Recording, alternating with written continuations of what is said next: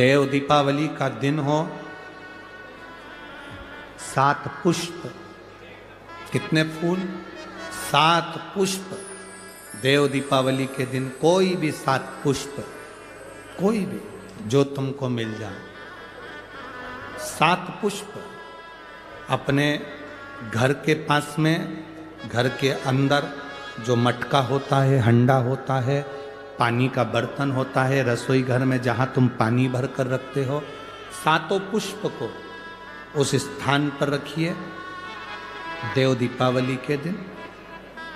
और देव दीपावली के दिन सुबह के समय पर अपने उस परिंडे की जगह पर, मटके वाली जगह पर, हंडे वाली जगह पर रखकर 7 घी के दीप रसोई घर के अंदर प्रज्वलित करिए।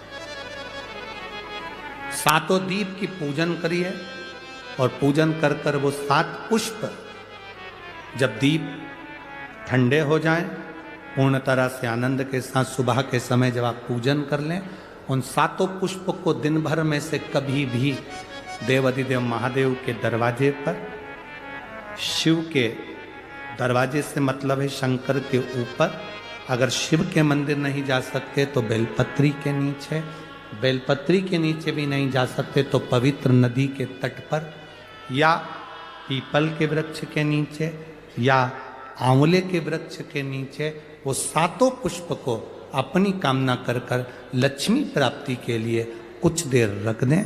रखने के बाद 1 पुष्प उसमें से वापिस बाबा से कुबेर भंडारी का भंडार भरने के लिए लेकर आए, उसको अपने पास में रख कर देखना, अगले साल जब देव दीपावली आएगी तब तुम्हें याद आएगी कि बाबा ने भंडार भरा, खाली नहीं रखा। तो 7 पुष्प 7 दीप, सुख देने वाली देव दीपावली का वर्णन कल की कथा में हम स्मरण करेंगे, उसको सुनेंगे हम उसको। सहज नहीं है शिव। दर्शन करने के लिए नयन खुले हो तुम्हारे, और यदि नयन खुले हैं तो भगवान का दर्शन भी आपको मिल, भगवान की भक्ति भी आपको प्राप्त हो रही। तो शास्त्र कह रहा है कभी भी मंदिर में, यहां तक शास्त्र कहता है आपके घर में आप भगवान का दर्शन कर रहे हो तो भगवान का दर्शन करते समय में भी आपके नेत्र बंद नहीं होना चाहिए, नैन मिलाइए। आपको पहले भी कथा में 5 दर्शन कहे। कितने दर्शन? 5। पहला दर्शन है भगवान के चरण का, दूसरा दर्शन है भगवान की नाभि का, तीसरा दर्शन है भगवान के वक्षस्थल का, चौथा दर्शन है भगवान की शिखा का, और 5वां दर्शन है भगवान के नयन का। ये 5 दर्शन है। इन 5 दर्शन में सबसे पहला दर्शन है भगवान के, जम के बोलिए, चरण का। आखिरी का जो दर्शन कहा गया है वो 5वां जो दर्शन है वो भगवान के नयन का दर्शन, कि भगवान से नैन मिलाइए। नेत्र बंद कर कर नहीं बैठना। जो नेत्र बंद कर कर बैठे, अभी तुमने देखा होगा वो नेत्र बंद करने का चक्कर, दिल्ली के एक साथ पूरे घर के जितने लोग थे वो सब आंख बंद करने के चक्कर में नहीं पड़ गए। ना जाने कौन ने ऐसी साधना करवाई कि रस्सी पे बंधे रहो, रस्सी पे बांधो, गला बांधो, एक दूसरे का गला बांधिए, फिर एक दूसरे का गला बांध के कुर्सी पे से कूद जाइए। ये साधना होती। हमारा शास्त्र कहता है साधना वो नहीं, भागवत कहती है साधना वो है जो परमात्मा की भक्ति को, भगवान के मुखाग्रविंद को, कि तेरे नयनों को मैं निहारती रहूं, तेरे मुखड़े को मैं देखती रहूं और तेरे ही नैनों में मैं समाहित होती चली जाऊं, वो साधना है, वो दर्शन है, वो दर्शन की मूलता है महाराज। वो साधना, वो दर्शन की मूलता। नेत्र बंद कर कर बैठने से भगवान नहीं मिलता। भगवान कृष्ण कह रहे हैं ब्रजवासियों तुम हाथ जोड़कर बैठे हो, नेत्र बंद करके बैठे हो तो क्या भगवान मिलेगा? ऐसे भगवान नहीं मिलने वाला। भगवान को पाने का सबसे सुंदर तरीका है भगवान की भक्ति को धारण करो, हृदय में उतारिए, चित्त चिदानंद वृत्ति में उतारिए। भगवान हिंदू धर्म में मूर्ति की पूजन बताइए, तो मूर्ति की पूजन क्यों बताई कि सामने मूर्ति होगी, तुम उससे नैन मिलाते रहोगे, परमात्मा तुम्हारे भीतर जाता रहेगा और तुम परमात्मा के भीतर जाते रहोगे। मूर्ति की पूजन इसलिए हिंदू धर्म में प्रथमता में वर्णित करी गई है महाराज।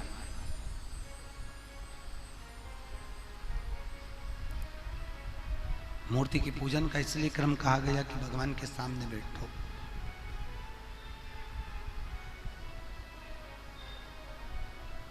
वो गीत गाते हैं ना, ये आ बैठ मेरे पास तुझे देखता रहूं, ना मैं कुछ कहूं ना तू कुछ कर। भगवान के मंदिर में कहा नहीं जाता, भगवान के मंदिर में पहुंचकर भगवान की मूर्त के सामने खड़े रहकर, भगवान की मूर्त के सामने बैठकर भगवान को देखा जाता है।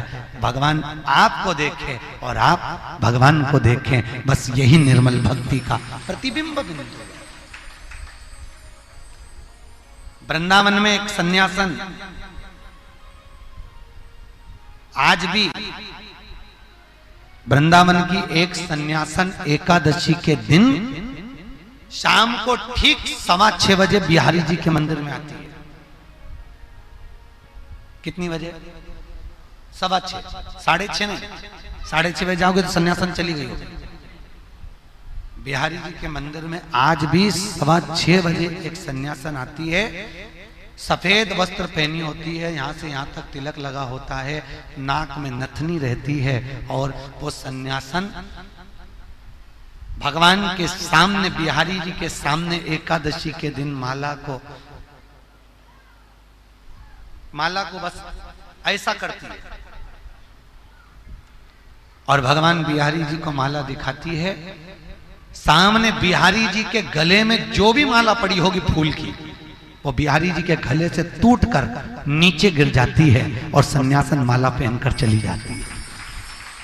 जो हाथ में उसके माला है, बस वो माला जब तक रखती है जब तक बांके बिहारी के मंदिर में बांके बिहारी के गले से माला नीचे गिर जाए, उतनी देर।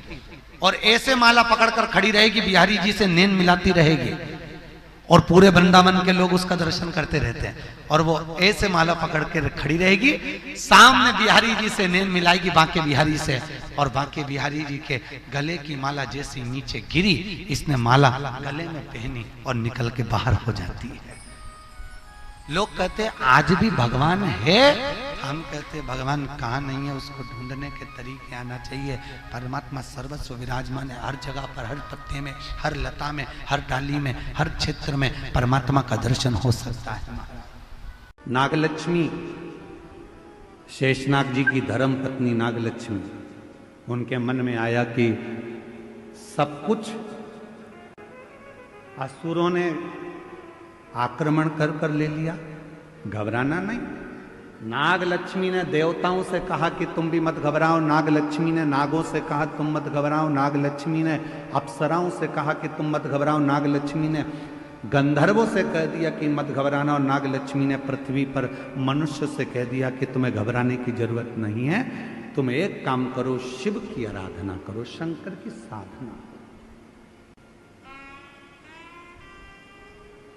जो कोई नहीं दे सकता वो शिव दे सकता,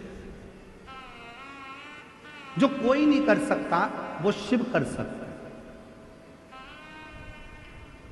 तुम्हारी जिंदगी का कितना भी कोई अड़चन वाला काम है, कितना भी अड़चन डला हुआ काम है, कितनी भी अड़चन आ रही हो उसमें, कितनी भी अड़चन,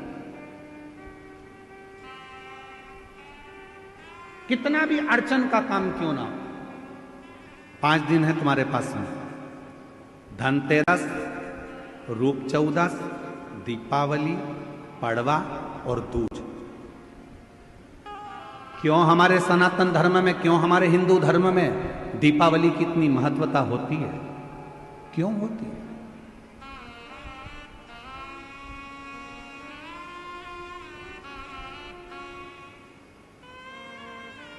सारी सिद्धियां इन 5 दिन में व्यक्ति अगर कर लेता है तो वो उसके जीवन में बहुत कुछ फल प्राप्त हो जाता है। हम बहुत घंटों तक बैठकर साधना नहीं कर सकते, हम बहुत देर तक बैठकर तप नहीं कर सकते, हम बहुत लंबा यज्ञ नहीं कर सकते, हम बहुत लंबा अनुष्ठान नहीं कर सकते, पर यदि हमारे जीवन को हमें सफल बनाना है, हमारे जीवन को यदि हमें मंजिल तक पहुंचाना है, अड़चनों से बाहर निकलना है, तो ये 5 दिन जो दीपावली के कार्तिक महीने के मिले हैं, ये 5 दिन जो नाग लक्ष्मी ने